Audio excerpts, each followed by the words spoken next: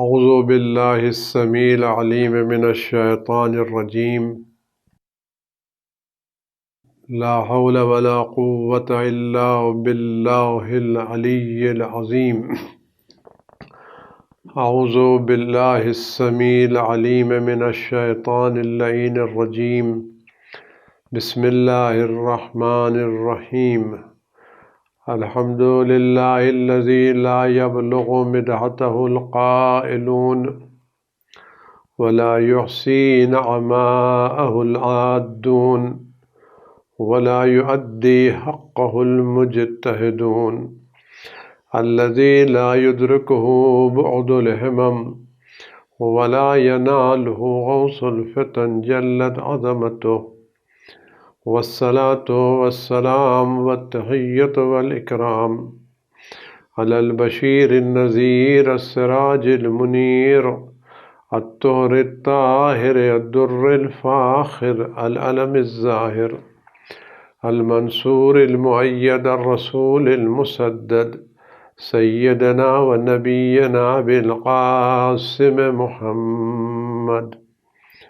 وعلى آله الطيبين الطاهرين المعصومين المظلومين الذين أذهب الله عنهم الرجس وطهرهم تطهيرا سيما على بقية الله في العالمين وخاتم أئمة المعصومين الكهف الحسين وغياث المستر المستكين ملجأ الهاربين وعصمة المعتصمين أرواحنا وأرواح العالمين لتراب مقدمه فداء عجل الله تعالى فرجه الشريف واللعنة الدائمة الباقية على أعدائهم وقتلتهم وغاصب حقوقهم أجمعين. عزیزان گرامی، السلام علیکم ورحمۃ اللہ وبرکاتہ۔ امام جعفر صادق علیہ السلام نے اپنے شیعوں کے نام ایک تفصیلی خط تحریر فرمایا ہے اور شیعوں کو یہ حکم دیا ہے وہ اس خط کو، اس تحریر کو برابر پڑھتے رہیں اور اس میں جو باتیں لکھی ہیں اس پر عمل کرتے رہیں اور اس عہد و پیمان کی پابندی کریں۔ تو جس وقت یہ خط، یہ تحریر حضرت امام جعفر صادق علیہ السلام کی جانب سے آئی تھی، اس وقت کے شیعہ، ان کے چاہنے والے، دوست، احباب، ماننے والے اس تحریر کو اپنے گھروں میں رکھتے تھے، مسجدوں میں رکھتے تھے اور نماز پڑھنے کے بعد اس تحریر کو برابر پڑھتے رہتے تھے اور اس پر عمل کرنے کی کوشش کرتے رہتے تھے۔ یہ خط تفصیلی ہے کہ اس میں دنیا و آخرت کی ساری خیر و خوبی بیان کر دی گئی ہے۔ اس خط میں امام جعفر صادق علیہ السلام نے بیان فرمایا کہ ہمارا تعلق اپنے سے کیسا ہونا چاہیے اور اس دنیا میں وہ لوگ جو ہمارے ہم مذہب نہیں ہیں، ہمارے ہم عقیدہ نہیں ہیں، ان کے ساتھ ہمارا برتاؤ کیسا ہونا چاہیے۔ وہ لوگ جو ہم پر ظلم ڈھا رہے ہیں ان کے ساتھ ہمارا برتاؤ کیسا ہونا چاہیے، ہماری نشست، ہماری برخاست، ہمارا ملنا، ہمارا جلنا ان کے ساتھ کس طرح ہونا چاہیے، یہ پوری ایک تفصیل ہے، ایک دستور العمل ہے چاہنے والوں کے لیے۔ اور اس میں چھوٹی چھوٹی باتیں، باریک باریک باتیں، بہت اہم باتیں بیان کی گئی ہیں۔ اس میں اور یہ بتایا گیا جو لوگ ان باتوں پر عمل نہیں کریں ان کا انجام کیا ہونے والا ہے۔ سیاست کی باتیں اس میں نہیں ہیں، لیکن لوگوں کے ساتھ بات کرنا، معاملے سے پیش آنا، ہمارے اپنے تعلقات دوستوں کے ساتھ، غیروں کے ساتھ، اپنوں کے ساتھ کیسے ہونا چاہیے، ہماری تجارت کیسے ہونا چاہیے، یہ سب باتیں سب اس میں لکھی ہوئی ہیں۔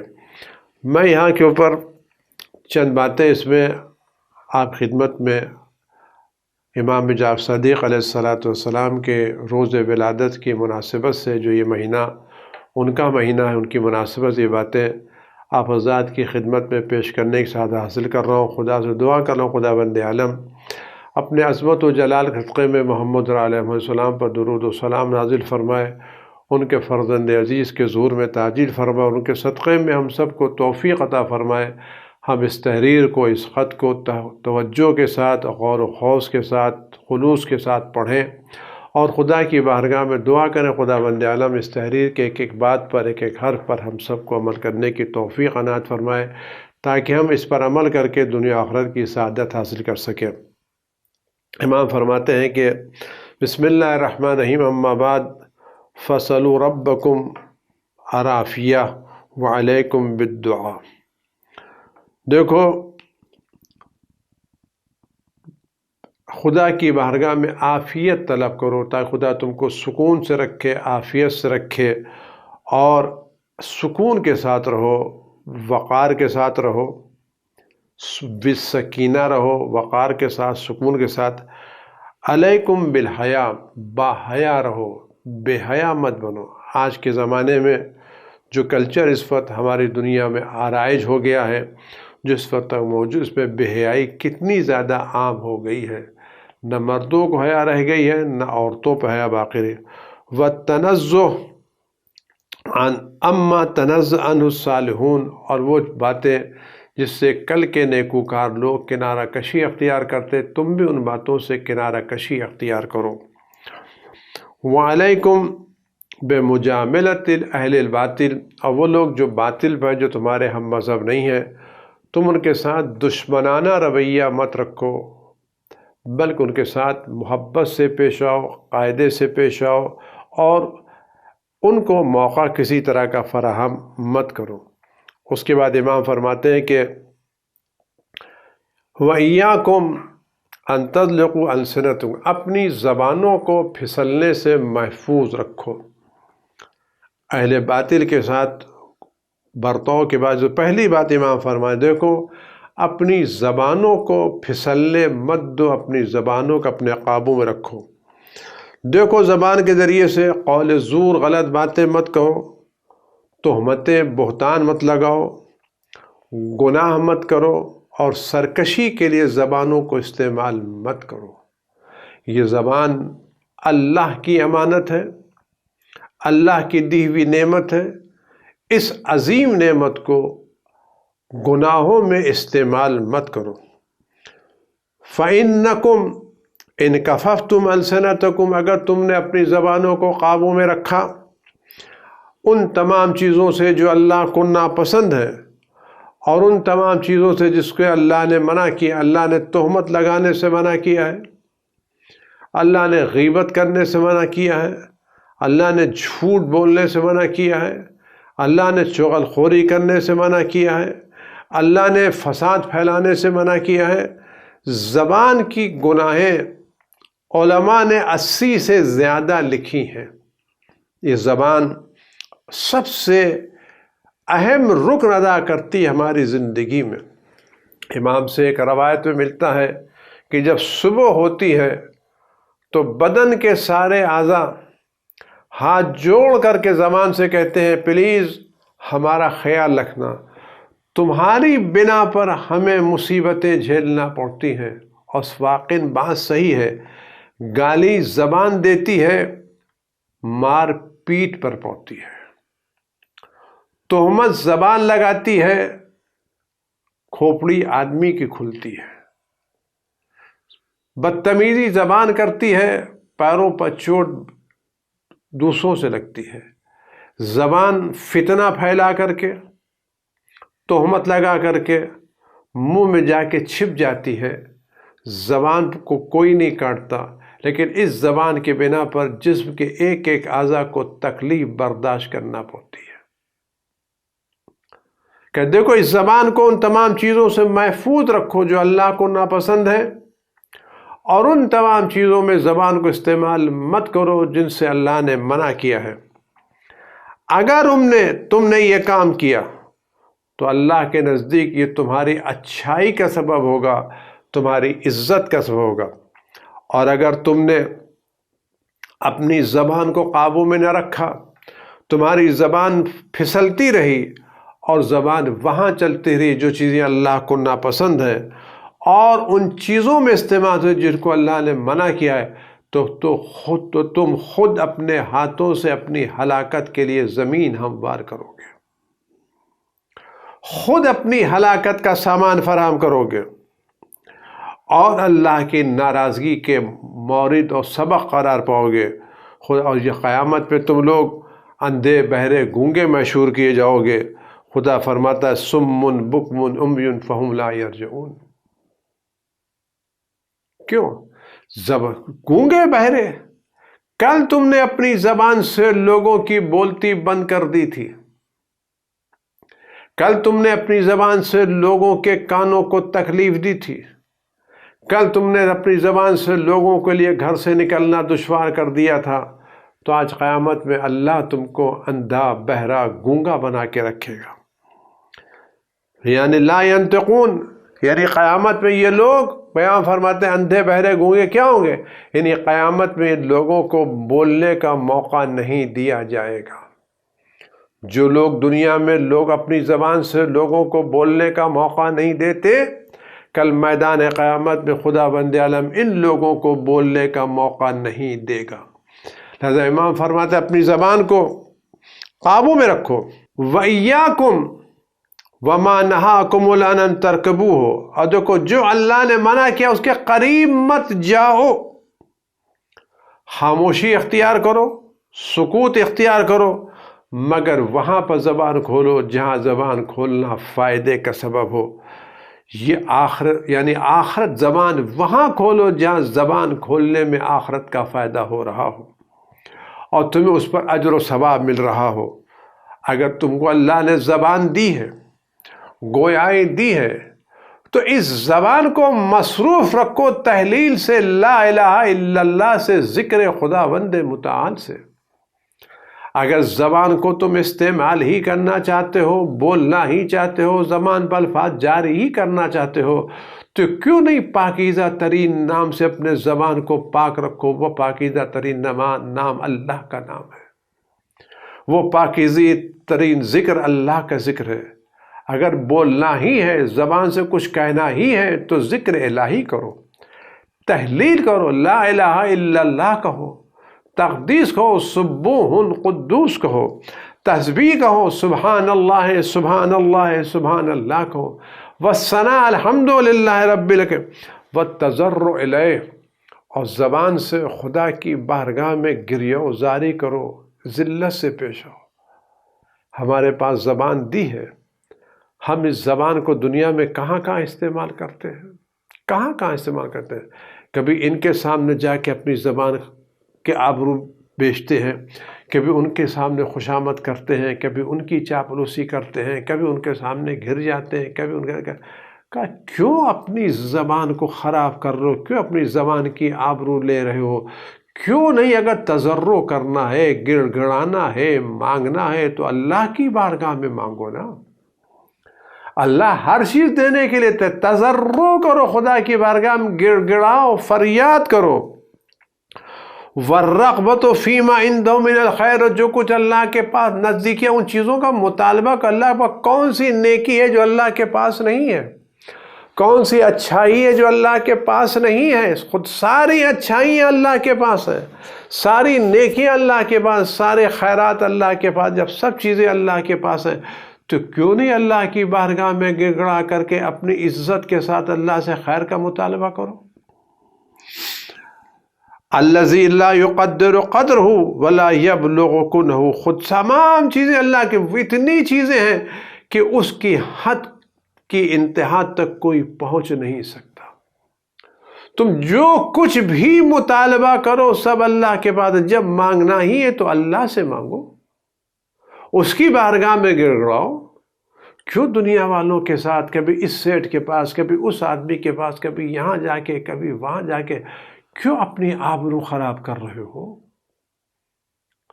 کیوں اپنے وقار کو مجروح کر رہے ہو؟ زبان اللہ نے دی تو زبان کو معطر رکھو، پاکیزہ رکھو، ذکر خدا سے، لا الہ الا اللہ کے ذکر سے، لا الہ الا اللہ کے ذکر سے، الحمدللہ کے ذکر سے، سبحان قدوس کے ذکر سے، تو فاشغلوا السنتکم بذالک امانہ، جب تم اپنی زبان کو ذکر الہی سے مشغول رکھو گے تو بقیہ فرصت کو ملے گی نہیں گناہ کرنے کی۔ جب زبان ذکر الہی سے خالی ہوگی تو غیبت کرے گی نا، جب زبان ذکر الہی سے خالی ہوگی تو جھوٹ بولنے کا موقع ملے گا، جب زبان ذکر الہی سے خالی، تو تم زبان کو ذکر الہی سے مشغول رکھو۔ دیکھو وہ لوگ جو لوگ اپنی زبان کو اس طرح کی چیزوں سے محفوظ نہیں رکھتے ان کا انجام جہنم ہے۔ انسان اپنی زبان کی بنا پر زیادہ جہنم میں جائے گا۔ یہ زبان ہے جو انسان کو سب سے چھوٹی ہونے کے باوجود سب سے بڑا جرم اسی زبان سے مرتکب ہوتا ہے۔ فرماتا ہے اگر کسی شخص نے مرنے سے پہلے توبہ نہیں کی اور ان تمام چیزوں سے اپنے کو نہیں الگ کیا جو خدا نے حرام کی تھیں تو اس کا ٹھکانہ جہنم میں ہمیشہ رہے گا۔ علیکم بالدعا، زبان کو دعا سے مصروف رکھو، خدا سے مانگو۔ آج ہماری دنیا میں ہم سب کے سامنے ہاتھ پھیلانے کے لیے حاضر میں خدا سے نہیں مانگتے۔ خدا ہر چیز پر قدرت رکھتا ہے، خدا وسائل کا محتاج نہیں ہے۔ آپ یقین جانیے خدا بند عالم شفا دینے کے لیے دواؤں کا محتاج نہیں ہے۔ خدا بند عالم کسی غریب کو بے نیاز کرنے کے لیے وسائل کا محتاج نہیں ہے۔ خدا بند عالم کسی کو کچھ دینے کے لیے وسائل کا محتاج نہیں ہے۔ بس دعا مانگو، علیکم بالدعا فإن المسلمین لم یدرکوا نجاح الحوائج عند ربهم بافضل۔ مسلمان امام فرماتے دیکھو جو مسلمان ہیں وہ اپنی ضرورتوں کو، اپنی خواہشات کو، اپنی چیزوں کو حاصل نہیں کر سکتے مگر خدا سے دعا۔ سب سے اچھی چیز، سب سے بافضیلت چیز جس کی ضرورت انسان اپنی ضرورتوں کو حاصل کر سکتا ہے خدا کی بارگاہ میں دعا کرنا ہے۔ سب سے بہتر کام خدا کی بارگاہ، اس زبان سے دعا کرو، اس زبان کو خدا کی بارگاہ میں دعا کے لیے استعمال کرو۔ وَالرَّغْبَةُ إِلَيْهِ، خدا سے رغبت کرو، وہ چیزیں جو خدا کے پاس ان کا طلب کرو۔ وَالتَّضَرُّعُ إِلَى اللَّهِ، خدا کی بارگاہ میں گڑگڑاؤ فریاد کرو۔ وَالْمَسْأَلَةُ، خدا سے سوال کرو۔ فَارْغَبُوا، ان چیزوں کو مانگو جن چیزوں کا اللہ نے پسند کیا ہے۔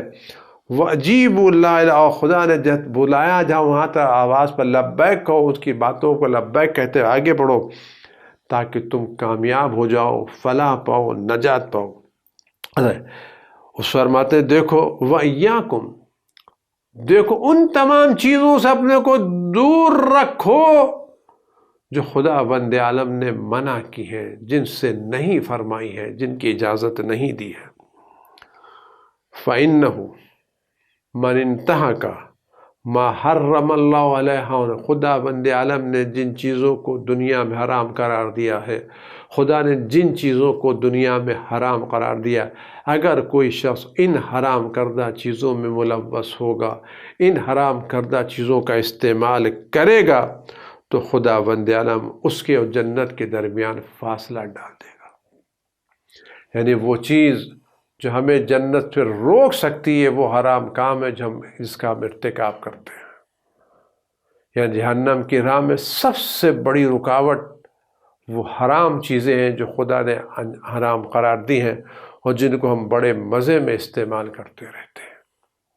خدا نے غیبت، تہمت، الزام، لڑائی، بدزبانی، چغلخوری حرام قرار دی ہے۔ کسی کی عزت لے لینا حرام قرار دیا ہے۔ آج ہم اس بات پر فخر محسوس کرتے ہیں کہ لوگ ہماری زبان سے ڈرتے ہیں۔ روایت میں وہ شخص جس کی زبان سے لوگ ڈرتے ہو وہ بدترین شخص ہے، وہ بدترین شخص ہے۔ اپنی زبان کو قابو میں رکھو۔ اس کے دیکھو وَعْلَمُوا، اور جو شخص اپنی زبان کو حرام کاموں سے محفوظ رکھے گا وہ جنت کی ہمیشہ ہمیشہ نعمتوں سے لطف اندوز ہوتا رہے گا۔ یہ ہمارے پاس ہم کیا کریں؟ آئے اس چھوٹی سی زبان کو قابو میں رکھیں یا اس کو آزاد چھوڑ دیں؟ سب سے پہلے اپنی زبان کو قابو میں رکھو۔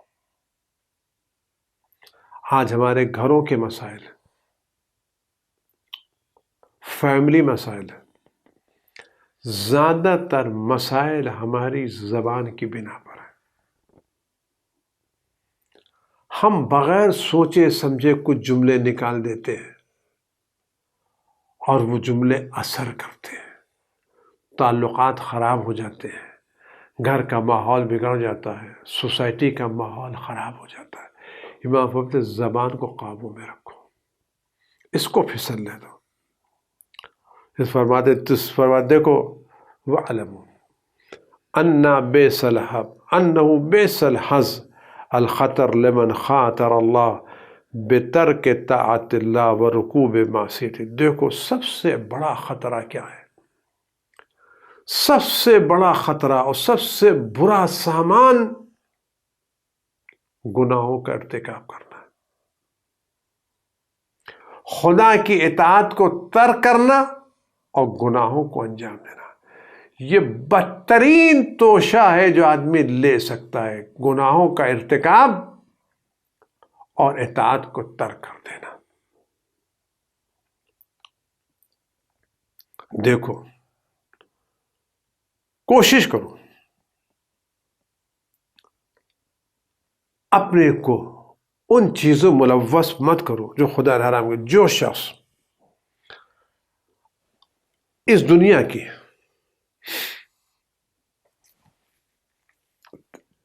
چند روزہ دنیا کی، منقطع ہونے والی دنیا کی، زائل ہو جانے والی نعمتوں سے اپنے کو دور نہیں رکھے گا اور ان کی لذتوں میں خود کو غرق رکھے گا تو یہ اپنے لیے جہنم کی زمین ہموار کر رہا ہے۔ لذات دنیا، کیا ملے گا دنیا سے؟ دنیا کی چند روزہ نعمت ہے، دنیا میں کوئی چیز ہمیشہ باقی رہنے والی نہیں ہے۔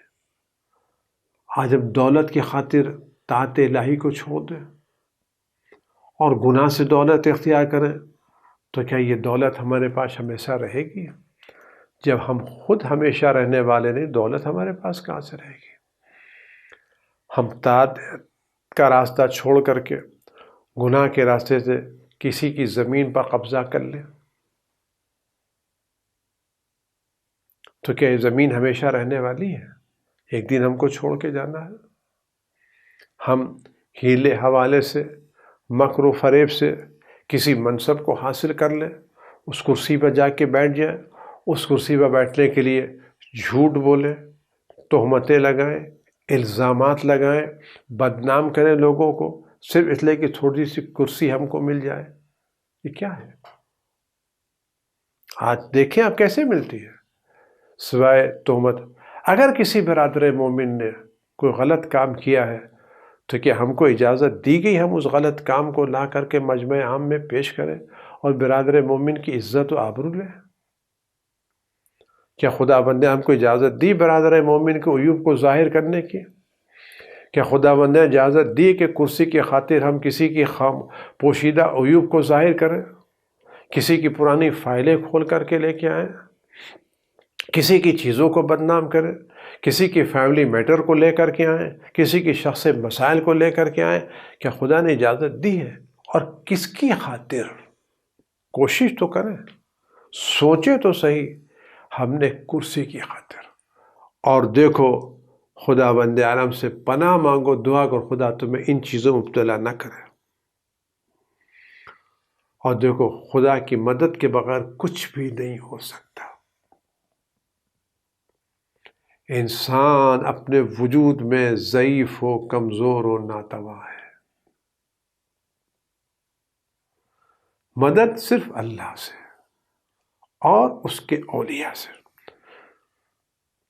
فرماتے دیکھو کیا جملہ ہے، فاتقوا اللہ ایتھا العصابۃ الناجیہ، اے نجات پانے والے گروہ۔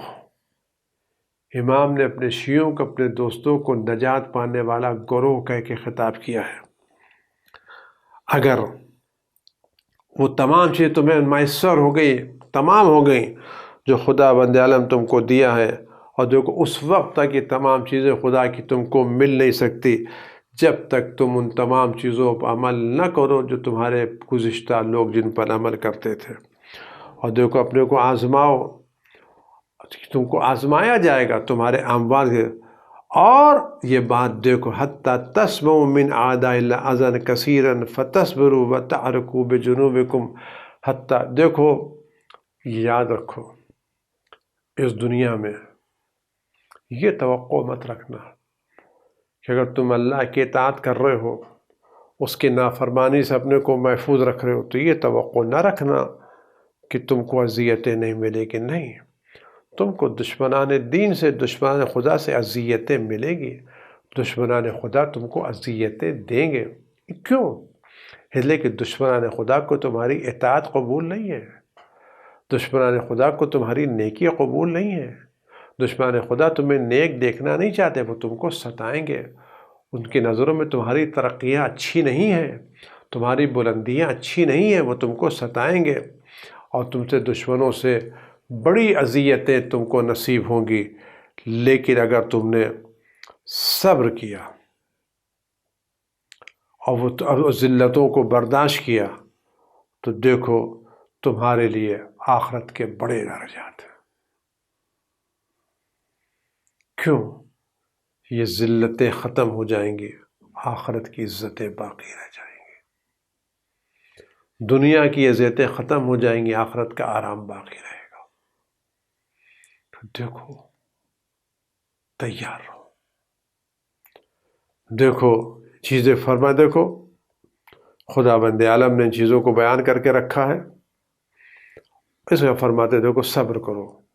خدا بند عالم نے پیغمبر صبر ہوئے، تمہاری حیثیت، ہماری حیثیت کیا، بقیہ حیثیت کیا؟